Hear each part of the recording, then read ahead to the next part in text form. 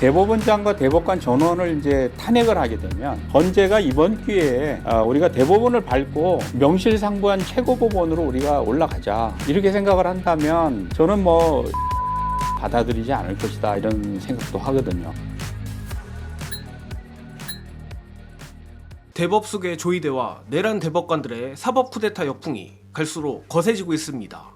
사법부 내부의 판사들은 물론 법원 내부 공무원들, 심지어 법학계 교수들마저 사상 초유의 사법 쿠데타에 경악하며 실명을 걸고 국회가 사실상 비상대권을 행사해도 무리가 없다는 의견을 내고 있습니다. 이에 민주당도 이번 주말 내내 가만히 있지 않고 모든 수단을 총동원하겠다고 공식 선언했는데, 다만 영상을 만들고 있는 지금 민주당이 조이대 탄핵을 보류하고 이재명 후보 파기환송심 기일 지정 취소 요구를 하기로 했다는 속보가 나왔습니다. 아무래도 조이대 탄핵 보류 소식에 많은 민주시민분들께서 답답해하실 것으로 예상이 되는 부분입니다. 그러나 주목해야 할 대목은 바로 파기환송심 기일 지정 취소 요구입니다. 마침 노종면 민주당 선대위 대변인은 고법의 15일 기일이 도래하기 전에 기일 취소나 연기 요구를 하고 받아들여지지 않았을 때 어떻게 대응할지는 남은 것이라며, 15일에 만약 기일이 성립이 안 돼서 새 기일을 잡는다고 가정하면 언제로 잡는지 지켜볼 것이라 밝혔는데, 즉 고법이 어떻게 나오는지 먼저 지켜보겠다는 것 같습니다. 또한 애초에 대법관 탄핵보다 당장 더 중요한 것은 바로 코앞에 고법 선고가 나오지 않게 만드는 것이기에, 만일 고등법원이 이재명 후보 측의 기일 취소 및 변경 요청을 받아들이지 않는다면 고법재판부의 대선 개입이라는 명백한 명분이 서는 것이고, 민주당도 이 명분을 가지고 고법재판부 및 내란 대법관 전원 탄핵을 강행할 것으로 보입니다. 그러나 이것 외에도 대법관 탄핵을 너무 빨리 해서는 안 되는 또 다른 이유가 있는데, 이는 다름 아닌 헌재 때문입니다. 구체적으로 말하면 내란 대법관들이 탄핵될 시 이들은 분명 헌재 탄핵 효력정지 가처분 소송을 낼 것이 분명하고, 헌재 가처분 심리 기간을 최대한 늦추기 위해서라도 너무 이른 탄핵은 위험하다는 것입니다. 하지만 여기에도 아주 재밌는 헌재와 대법원 간의 역학구도가 작동하는데, 88년 헌재 출범 이후 헌재의 최대 수건이었던 대법원을 밟아버릴 수 있는 별의 순간이 바로 지금이란 것입니다. 또한 그와 동시에 이재명 후보의 대선 출마도 대법원의 사법 쿠데타 성공 여부까지도 모두 헌재에게 달린 상황입니다. 이 부분은 서부학 교수의 해설 보시고 이어가겠습니다.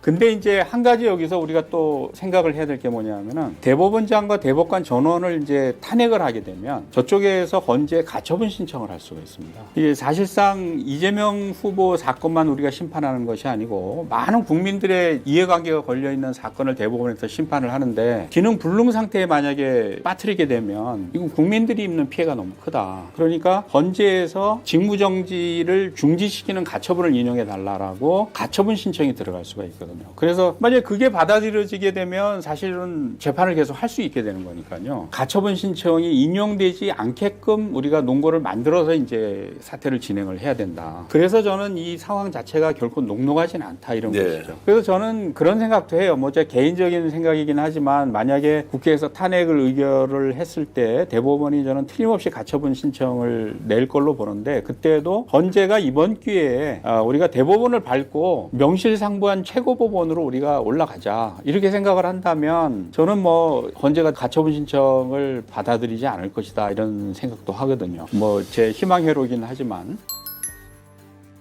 서부학 교수가 행복회로라고 밝히긴 했지만, 헌재가 정인이 뭐니 하는 대의 명분을 다 떠나 헌법재판관 개개인들의 이익을 위해서라도 대법관들의 탄핵 가처분을 받아들이지 않을 가능성이 높다는 건 충분히 합리적이라고 생각합니다.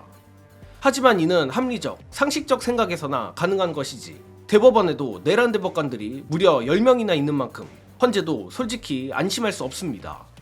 물론 헌재가 자신들의 손으로 내란 속의 윤석열을 파면시킨 이상 미치지 않고서야 내란 세력이 다시 정권을 잡게 만들면 자신들이 영연백에 들어가리란 것을 모르진 않을 겁니다.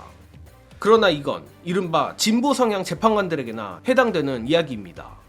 특히 지금은 윤석열이 파면됐으니 쏙 들어간 얘기지만, 헌재엔 여전히 정영식, 김복형, 조한창 재판관이 버티고 있고, 탄핵 정국 당시 이들이 고의로 탄핵 심판을 지연시키는 것 아니냐부터 시작해 5대3 기각설까지 여러 이야기가 있던 것을 많은 분들이 기억하실 겁니다.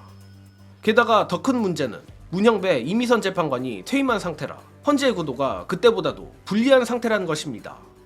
물론 가처분 신청의 경우 과반의 뜻에 따라 결정되니 그래도 4대3 구도 아니냐 할 수도 있겠지만, 김형두 헌재소장 권한대행은 냉정히 말해 보수 쪽에 더 가까운 인물이며, 정예능은 이번 대법원의 사법 쿠데타까지 보며 아무리 윤석열을 파면시킨 헌재라도 믿지 않기로 했습니다. 따라서 정예능이 하고자 하는 말은 당장 헌재를 어떻게 하자는 게 아니라 여전히 소수의 법관들이 정신나간 짓을 감행하면 허망하게 이재명 후보를 이룰 수도 있기에 모든 가능성에 대비해야 한다는 것입니다. 다만 이를 위해서 현재 민주당이 준비 중인 헌재에게 날개를 달아주는 제안들을 민주당이 퍼붓고 국민들도 전폭적인 지지를 보낸다면 헌재로서도 굳이 대법원의 쿠데타에 동참할 이유도 없을 것이며 더욱 가벼운 마음으로 대법원을 밟고 올라설 것이라고 생각합니다. 그리고 어찌됐든 가능성이 낮을진 모르겠지만 헌재가 미친 짓을 하면 민주당으로서도 어떻게 할 수 없다는 게 확인된 이상 최소한 민주당이 자력으로 할 수 있는 국무위원 추가 탄핵으로 거부권을 무력화하여 선거법을 바꿔버리는 식의 확실한 카드도 진지하게 고민해야 할 것 같습니다. 따라서 지금으로선 다소 답답할 수도 있겠지만 우리 민주시민들이 민주당과 이재명 후보가 더욱 과감한 풀스윙을 할 수 있도록 강력한 지지와 성원을 보내주시길 바라며, 김민석 의원이 제안한 대법관들의 소송 기록 열람 로그 공개 서명운동 링크도 댓글창에 고정해 놓을 테니 동참해 주실 것을 부탁드립니다. 이번 소식은 여기서 마치겠습니다. 시청해 주신 여러분 감사합니다.